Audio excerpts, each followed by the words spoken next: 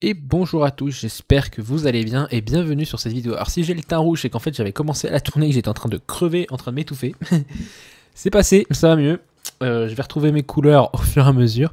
Du coup, je vous retrouve aujourd'hui pour une vidéo pâle. Alors, pâle de janvier, on est le 7 janvier quand je vous fais cette vidéo. Je vous avais fait un sondage sur Insta si vous voulez une vidéo pâle ou une vidéo bilan lecture pour cette semaine. Vous avez voté massivement pour la pâle. La pâle, j'ai un peu du mal parce que j'ai toujours l'impression de passer pour un débile. Parce que je vous présente des titres et en fin de compte, pendant le mois, ça évolue. Donc, ce que j'ai choisi de faire, ça va être un petit peu pâle pioche à lire. C'est-à-dire que je vais vous dire un peu les lectures que je vais faire très certainement parce que c'est des lectures communes. D'autres lectures qui me font envie et je vais découper évidemment en roman graphique. Voilà, je vais découper, il y aura deux parties, il y aura donc roman, manga et comics. Donc je vais faire du coup les trois pales. Et on va voir ce que ça donne. Alors, pour commencer.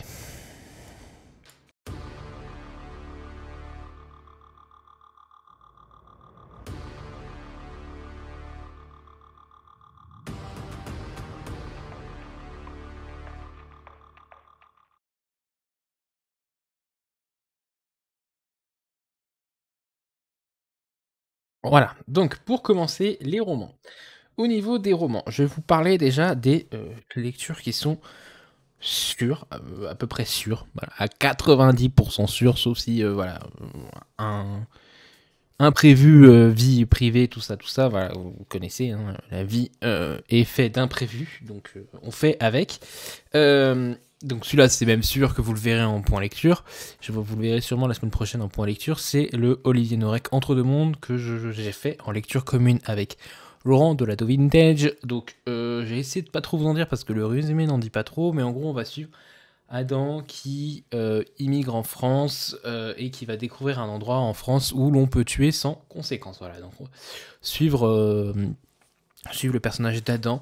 C'était ma première découverte de la plume d'Olivier Norek. Écoutez, c'était une surprise, je vous laisserai découvrir. Donc c'est aux éditions Pocket avec cette couverture assez bizarre. Donc on dirait que c'est de la pluie avec les gyrophares de police. Ouais, j'aime beaucoup la couverture. C'est vrai qu'il est vraiment très court au niveau du résumé, quoi. Adam a découvert en France un endroit où l'on peut tuer sans conséquence. Adam, comme vous le sentez. Ensuite, pour le groupe Un King par mois ensemble que j'ai commencé, le Fléau tome 1, enfin du coup partie 1 plutôt parce qu'à la base c'est un seul livre. Le Fléau de Stephen King partie 1. Là on va être sur un virus qui se répand et qui tue des gens. Est-ce que ça rappelle une certaine situation que l'on vit actuellement? Tout à fait. Est-ce que c'est le moment de le lire? On ne sait pas, mais bon. Le problème, c'est que si on attend toujours que cette pandémie soit finie, ça va faire 2 ans. Je crois qu'on est peut-être, voilà, on a peut-être assez attendu. Ça va faire 2 ans. Donc voilà, peut-être au bout d'un moment, voilà, on va plus se restreindre au niveau de nos lectures à cause de ça. Avec le Fléau de Stephen King, voilà, la petite étoile, pour dire que c'est même pas une petite étoile, c'est une tache de sang, pour dire que c'est le tome 1. Allez, la petite étoile. Donc voilà, on va suivre des personnages qui vont essayer de survivre face à ce virus qui a un taux de contamination de 99,4%. Et c'est une belle briquage, je crois qu'il fait quasi 800 pages. Et c'est que la première partie. J'ai pas encore acheté la deuxième, il faudra que j'aille le chercher. Donc ça a été présenté. J'ai mis où le entre deux mondes? J'ai mis là, donc je vais les mettre là-bas plutôt. Pour moi, ce serait plus simple. Oui, j'ai rangé aussi derrière. Avant, j'avais les trucs de Noël. Maintenant, il y a les bouquins que j'ai lus et que je garde pour le moment, avant qu'ils partent voyager vers d'autres horizons. Un autre livre. Alors ça, c'est un reste. Un reste. C'est méchant. En gros, j'organise pour toute l'année là, depuis début décembre, donc sur toute l'année de 2022. Une lecture, ou une relecture, pour ceux qui ont déjà tenté, mais je crois qu'on a que des nouveaux lecteurs, de la saga de la Roue du Temps. En décembre, on a lu le tome 1 Poche, donc qui correspond à la première partie de ce gros intégral, et en janvier, on lit le tome 2 Poche, voilà, et en fait, on va faire un Poche tous les mois, et moi qui ai l'édition France Loisirs aussi à côté, du coup, ça me fait la moitié d'un grand format tous les mois. J'aurais bien aimé en décembre lire toute l'intégrale du tome 1. J'ai manqué de temps avec les fêtes et tout, donc du coup, bah, je n'ai pas pu. Je le faisais en même temps, aussi en parallèle avec en même temps que Lully, on l'avait fait en parallèle ensemble. Et du coup, voilà. Donc, en gros, j'ai lu premier tome poche en décembre, et là je suis en train de lire le tome 2 poche en janvier, donc j'avance bien, je suis à la moitié. La roue du temps, on suit Rand, fermier de profession, qui va se rendre dans le village d'à côté pour vendre sa bière, son jus de pomme, son jus de pomme, et ce village va se faire attaquer par des trollocs, des trucs mi-orc, mi-troll, mi-minotaure, qui sont là pour qui défoncent les villageois, mais en fin de compte, ils attaquent que 3 fermes précises, donc ils attaquent la sienne et celle de ses 2 amis d'enfance. Pourquoi? Eh ben, mystère et boule de gomme, une sorcière qu'on appelle les Aes Sedai, qui s'appelle Moiraine, qui lui explique qu'en gros, le ténébreux recherche des gens de leur âge, et donc s'ils ne partent pas du village, le village va être attaqué tout le temps par les Trollocs, donc du coup, ils partent à l'aventure pour essayer d'éliminer le ténébreux. Voilà, donc ça équivaut à une moitié de ça. À peu près, pour vous dire. Voilà. Moi j'ai beaucoup aimé, mais on en parlera en point lecture. Voilà. Ensuite, bah, vu qu'on était dans les restes, le Maria Carré, la vérité de Maria Carré, donc c'est une autobiographie hein, que j'ai reçue de la part des éditions Kero, que je voulais lire. En gros, je voulais lire parce qu'il est en 4 parties, je voulais lire le 21, le 22, le 23, le 24. Le problème, c'est que je suis arrivé dans la deuxième partie et Maria, elle a pas eu une vie très cool. On se fout de sa gueule par rapport du All I Want for Christmas, etc. Ouf, ouf, ouf. Là, par exemple, on est arrivé à une partie qui, moi, me touche beaucoup au niveau de l'histoire. Voilà, je suis à une partie qui me parle énormément, qui est un thème qui me touche. Et j'étais pas prêt. Pour les fêtes, j'étais pas prêt, donc c'est pour ça que je ne l'ai pas continué. Je pense pouvoir le continuer en décembre. En janvier, après, vous savez, comme Michelle Obama, j'ai mis du temps à le lire. Je pense que celui-là, ça va être peut-être un peu pareil. J'espère me mettre moins de temps quand même, parce que c'est un service presse. Mais ouais, c'était une thématique. Je ne supporte. Enfin, niveau psychologique, niveau machin, j'étais pas prêt pour une vie aussi dure déjà pour ces 100, quasi 200 pages, ces 200 premières pages. Et là, on arrive dans un autre sujet encore hyper hard, j'ai dit non, pas maintenant, pas maintenant, je vais passer à autre chose. Voilà, donc je lirai la suite très très pro, je vais le lire, je vais essayer de le terminer en janvier. Voilà. Bon voilà, ça c'était les restes de décembre, et en janvier on va faire une lecture commune avec Lully et Caro sur les temps ultra modernes de Laurent Genéfort aux éditions Albin Michel Imaginaire, qui est sorti le 5. En tant que partenaire, on a reçu un petit abrégé de Caravologie en papier. Il faut savoir qu'il est disponible gratuitement en e-book, qui va avec le livre. Alors, je sais pas s'il faut avoir lu lui pour... s'il vaut mieux lire les deux en même temps, ou si on se pose des questions sur celui-là, on aura les réponses dans celui-là, ou s'il faut mieux lire ça avant. Écoutez, on va se tâter. On va voir comment ça va se passer au niveau de la lecture. J'ai très hâte de le découvrir. Là, en gros, on va être... comment on appelle ça quand on change le passé? En gros, on s'inspire d'un fait réel, de l'histoire. Par exemple, là, c'est Marie Curie qui va avoir découvert, je crois. Voilà, c'est quand Marie Curie découvre la carovite à une durée, que la carovite a une durée limitée, elle ignore à quel point le monde va en être bouleversé. Donc en gros, on prend des personnages qui ont réellement existé, une uchronie, je crois qu'on appelle ça, et voilà, ils changent l'histoire. Et là, en gros, on découvre la caravologie. Et ça va changer le monde complet. Je crois qu'il y a genre 5 tours Eiffel. Voilà, il y a tout qui va passer plus vite. M'intéressait beaucoup ce titre. Et Albin Michel a accepté de me l'envoyer. Donc j'ai trop hâte de le lire. Ensuite. Il me reste 3 titres à vous présenter dans les 3 qui sont sûrs. Il y a... Vaincre sa peur, Nevernight, tome 2, les grands jeux, que je vais lire en lecture commune avec Caro dans 2 semaines, je crois. C'est ça, dans 2 semaines. Depuis le temps qu'on se dit qu'on va lire ce tome 2, évidemment, on a attendu que le tome 3 soit sur le point de sortir pour le lire. Nevernight, qui est évidemment ma saga chouchou au niveau fantasy, c'est celle qui m'a redonné envie de lire la fantasy d'ailleurs. Alors, pousse ta tête. Hop. Il est là, le tome 1. Et là, j'ai tellement hâte de me replonger. Si vraiment j'avais pas autant de lecture dans ma palle, je pense que je serais retourné lire le tome 1 avant de lire ce tome 2. Mais j'ai vu qu'au début, il nous remettait un peu les idées en tête, parce que ça fait plus d'1 an que j'ai lu le tome 1. Je l'avais lu en décembre. plus d'1 an que j'ai lu le tome 1 et là, oui, c'est ça. Dramatis Personae. Voilà. Il représente les personnages. Et je crois qu'il fait aussi un truc, genre il dit que la mémoire nous fait défaut, ou je sais pas quoi, du coup il nous refait un point sur les événements. Voilà, mémoire est traîtresse, c'est une menteuse, une bonne à rien, une voleuse. Donc on va voir ce que ça donne, ce tome 2. J'ai très hâte de retrouver Mia à tout prix. Ensuite. Lully, la copine Lully, organise une LC sur toute l'année pour relire les titres de Anne Rice. Donc là, c'est la saga du vampire. Donc saga des vampires, entretien avec un vampire, chronique des vampires. Je n'ai jamais vu le film. Je sais que voilà, c'est un titre très connu. Pour soutenir un peu la copine Lully, je me suis dit que je vais tenter. Je sors de ma zone de confort parce que je pense pas que ça soit un titre qui est fait pour moi. Mais je me suis dit, allez, Lully est souvent là quand je fais des LC et tout, elle participe très souvent, donc je me suis dit, je peux au moins lui faire ça pour elle. Donc je vais découvrir la plume de Anne Rice qui est décédée très récemment, je crois en 2020 ou non, 2021 je crois, elle est décédée, Anne Rice. Dis-moi tout, ordinateur, toi qui sais tout. Le 11 décembre 2021, oui, il n'y a même pas un mois quoi. Donc voilà, on va essayer de les lire pour voir ce que ça donne et si ça me plaît. Évidemment, je continuerai la LC. Si c'est pas fait pour moi, bah ça sera pas fait pour moi. Écoutez, hein, on peut pas aimer tout, mais bon, l'important c'est de tenter. Et enfin, pour finir, je suis actuellement en train de lire Grisha aussi. Je me fais à peu près 100 pages par jour. Ça fait 2 jours que je les ai pas fait, mais je fais à peu près 100 pages par jour. Parce que mercredi, on avait le Live King et hier, j'avais d'autres choses de prévues. Mais j'ai très hâte d'y retourner. Ça se lit tout seul. Donc, de Lee Bardugo, j'avais lu La 9e maison.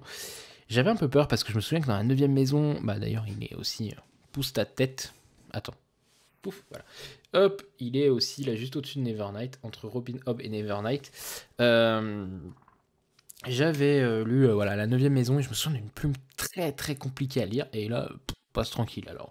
Est-ce que c'est parce que ça c'est du young adulte, là-bas c'est censé être de l'adulte, ou est-ce que c'est juste de Saxus qui s'était foiré sur les traductions mais que personne n'avait rien dit, ou alors que personne les entendait?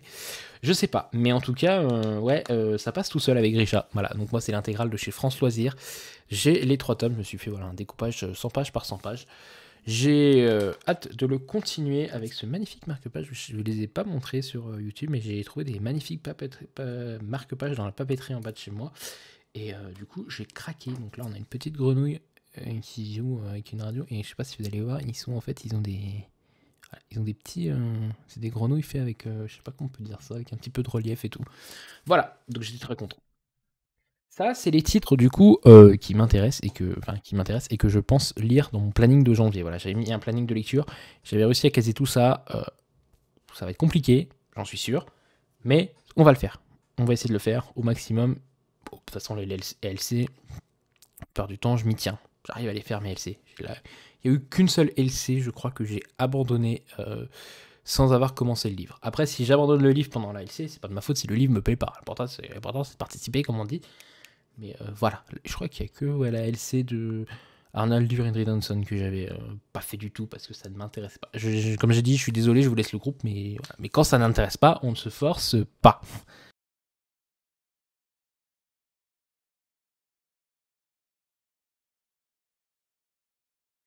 Et donc pour les titres que j'ai mis en pioche à lire, bon, évidemment il y a toute ma palle en pioche à lire parce qu'on n'est pas à l'abri que d'un coup je me dise putain j'ai envie de lire ce titre à tout prix, comme ça m'est arrivé hier. Je l'ai même pas mis là, mais du coup j'ai abandonné le projet, j'ai dit non ça sert à rien. Mais par exemple, dans ma palle, j'ai beaucoup de Lisa Garner, mais j'en ai 3 qui m'intéressent. Par exemple, La fille cachée, qui est un one-shot de Lisa Garner, donc il peut se lire très rapidement, que j'ai reçu en service presse des éditions Livres de Poche, donc il faut que je le lise quand même parce que c'est un service presse. J'ai reçu aussi à Noël Arrêtez-moi de Lisa Garner. Alors, je vous fais les résumés grosso modo. La fille cachée, en gros, c'est Mélanie qui a été adoptée par un docteur, etc. Mais elle est loin de se douter qu'en réalité, elle est la fille d'un tueur en série. Voilà. Et un jour, il y a un journaliste qui va lui révéler ça, et on va retrouver le journaliste mort, etc. Donc, il va y avoir toute une affaire. Je me fais pas trop de soucis avec la plume de Lisa Gardner, vous savez que je l'aime beaucoup. J'ai eu du mal avec la saga FBI Profiler et Tessa Leoni, là, je sais plus comment elle s'appelle l'autre. Mais on verra ce que ça donnera par la suite. Pour le moment, c'est un one-shot, donc au moins, il n'y aura pas de suite, quoi. Ça permet de découvrir la plume pour ceux qui n'ont jamais lu.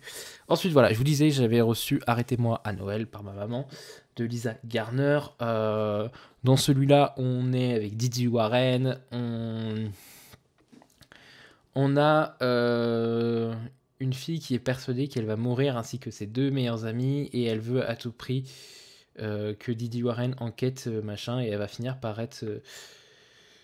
enquêter à contre-cœur, et elle va se retrouver plongée dans le passé de la jeune femme qui va l'amener loin dans des sombres affaires, de ce que j'ai compris. En gros, voilà, il y a 3 filles qui savent quand est-ce qu'elles vont mourir, elles vont voir Didi Warren, elles disent « enquêtez, on sait qu'on va mourir et tout ». Didi Warren, elle y va un peu en freinant des cas de fer, et puis en fin de compte, elle se rend compte qu'il y a d'autres choses qui se cachent. Pourquoi celui-là? Alors que j'ai tout plein d'autres dans ma palle de Didi Warren, parce que du coup, c'est simple, j'ai commencé par Lumière Noire, qui est le tome 9. Ensuite, j'ai fait Retrouve-moi, qui est le tome 10. Ensuite, j'ai lu À même la peau, qui est le tome 8. Je me dis, autant continuer en descendant, le tome 7, donc qui est Arrêtez-moi. Et sinon, évidemment, il sortait ce mois-ci, donc je l'ai précommandé, je l'ai reçu, parce que j'avais fait la demande à Albin Michel. Ils m'ont dit le problème, c'est que tout est parti avec les partenaires, ce qui est tout à fait normal, les partenaires sont prioritaires. Donc voilà.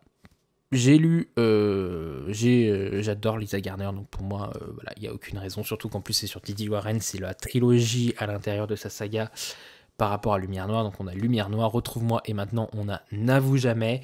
Donc là on va suivre Didi qui va enquêter sur le meurtre d'un homme à son domicile, et quand ils arrivent sur place, ils vont trouver sa femme Ivy enceinte de 5 mois avec l'arme à la main.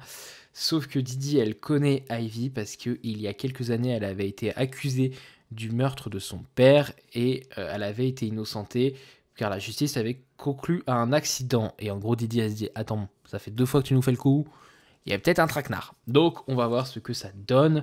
Je sais pas pourquoi je sens qu'on va être sur une thématique qui pareil, m'est chère à mon cœur. Et surtout, je sais qu'on va retrouver un des personnages de Lumière Noire que j'ai adoré. De toute façon, Lumière Noire, si vous l'avez toujours pas compris, s'il y a un Lisa Garner que vous devez lire, pour moi, c'est Lumière Noire. Voilà. Et N'avoue jamais, qui est magnifique. J'adore la couve. Alors, pour ceux qui se demandent, toujours dans le grand format, la femme que vous voyez là, c'est Didi. Voilà, c'est Didi, donc une femme sublime aussi. Il y a en ce moment qui est sorti au livre de poche juste derrière moi. Je ne l'ai pas demandé en SP parce que j'ai déjà la fille cachée dans ma palle. J'irai peut-être l'acheter, même s'il fait partie de la saga FBI Profiler.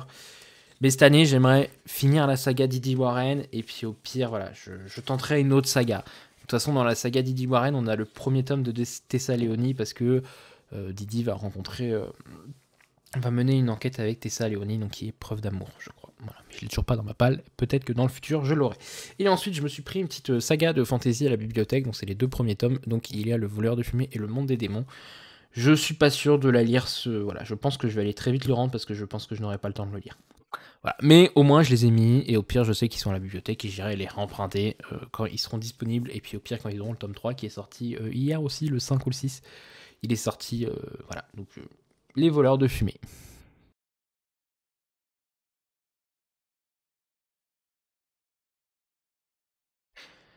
Ensuite, pour les graphiques, qu'est-ce qu'on a de beau pour les graphiques ce mois-ci? Alors ce mois-ci, de toute façon, qu'on continue toujours notre road tout sang avec le lit de One Piece, donc ça fait que, vu qu'on en lit 3 par semaine, ça fait tous ces tomes-là, donc du tome 78 au tome 87, voilà, donc on approche de la fin de notre road tout sang. Toujours un énorme plaisir de les lire avec le lit, de les relire, parce que pour moi je les ai déjà lus au moins une fois chacun, et je redécouvre le plaisir de les lire, en fait, d'avoir les arcs en entier, parce que j'avais des mauvais souvenirs de certains arcs, par exemple l'île des hommes poissons, qui ne m'avaient pas plu, et alors qu'en fait ils traitent de thèmes mais absolument magnifiques. Et c'est juste moi qui étais passé complètement à côté parce que j'attendais tous les 3-4 mois le tome suivant. Et bah évidemment, on oublie à force, on oublie. Voilà, donc pour One Piece, hop, bon, je pense que j'ai pas besoin de vous présenter un. Je vous les présente assez souvent les One Piece, hein. On va suivre Luffy, petit pirate qui rêve de devenir le roi des pirates, qui va voguer dans les mers, qui va faire son équipage et il va faire son petit bonhomme de chemin pour devenir le roi des pirates. Ensuite, aussi, ce que j'aimerais découvrir, enfin redécouvrir assez rapidement, je vais me refaire une relecture de l'Attaque des Titans. Pourquoi? Parce que j'ai trouvé les tomes 23 à 33 sur Vinted, pas très cher. Donc du coup, j'ai quasiment tout le manga. Il me manque plus que le tome 21 et 22 que je vais très vite acheter. Et je me suis dit en 2022, putain, on est déjà en 2022, j'y arrive pas. En 2022, je me lis tout l'Attaque des Titans. Voilà, sachant que l'anime va arriver à sa fin. Je me dis c'est le moment. Et en gros, si j'en fais à peu près 3 par mois, tous les tomes rentrent. Alors j'en mets 3 par mois, mais ça se trouve, il y a des mois où je vais en bouffer 15 et il y a des mois où je vais en bouffer 0. Je sais pas comment ça va se passer. En tout cas, ils sont dans la palle. Voilà. Hop.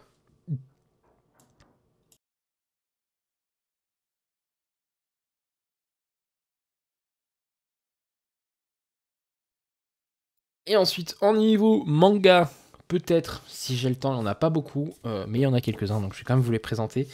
J'ai mis Demon Slayer, le tome 7, donc de Koyo Haru Gotuge par Panini Manga.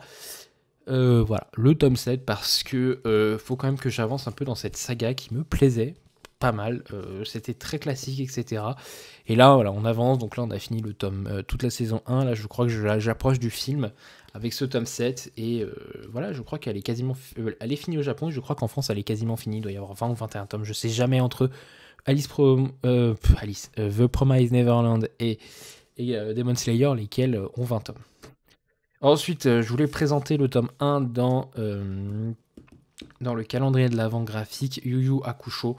Dans cette édition, je crois que le tome 3 va pas tarder à sortir. Donc voilà, je vais me bouger à lire le tome 2 de chez Kana, Yu Yu Hakusho. On va suivre Yusuke qui est un petit peu la racaille du lycée et il va se sacrifier pour protéger un enfant et en devenant un fantôme, il va négocier avec Emma un moyen de redevenir vivant. Voilà, donc c'était très intéressant et là j'ai hâte de lire la suite, en tout cas. J'ai hâte de lire la suite de ce manga, donc il fait partie de ma palle. Et ensuite, je me dis, ça fait un moment que je boot Kingdom, il serait peut-être temps que je continue, surtout qu'il y a le 61 et 62 qui sont sortis en tome. Donc le tome 60 de Kingdom, de Yasuhisa Hara aux éditions Meian.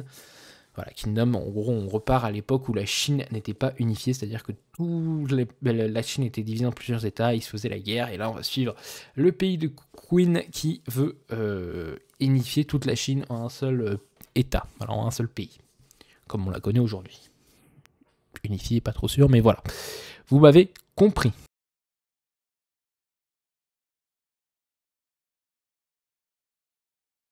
Et enfin, on finit avec les comics, parce que oui, il faut quand même que j'en mette. Je suis... euh, un peu à la bourre au niveau de mes comics, je vais pas le cacher. Voilà. Pendant très longtemps, je n'ai plus lu de comics, mais en fait, depuis avril où j'ai eu ma grosse panne de comics, mars-avril, j'ai eu une énorme panne de comics, et ben il y a des moments où j'en lis beaucoup, et il y a des moments où je n'en lis pas du tout. Donc j'aimerais retrouver un semblant de rythme au niveau de ces comics. Donc du coup, je me suis mis les Dawn of X 15 et 16 dans ma palle, voilà, que j'aimerais finir. Les graphiques, ça prend moins de temps à lire, c'est pour ça que je les mets dans la palle. Hop. Les Stom Kingdom est tombé. 6, 7, 8 de Star Wars en kiosque. Voilà. Tac. Hop. Et le Batman Rebirth, Batman bimestriel, tome 9. Voilà. Pour vous donner un ordre d'idée, le tome 9 est sorti en avril 2021. Celui-là, il est sorti en avril 2021. Donc pour vous dire à quel point je suis à la bourre. Et je continue de les acheter. Le tome 6 de Star Wars, je crois que je suis un peu moins à la bourre parce que j'ai refait un coup de push dessus récemment. Bah en août. Août, tome 6. Donc lui, bah, il est sorti en septembre et lui en octobre. Et après, il y a eu une pause d'un mois et après, ils ont sorti une nouvelle série que je n'ai pas encore récupérée, qu'il va falloir que j'aille récupérer.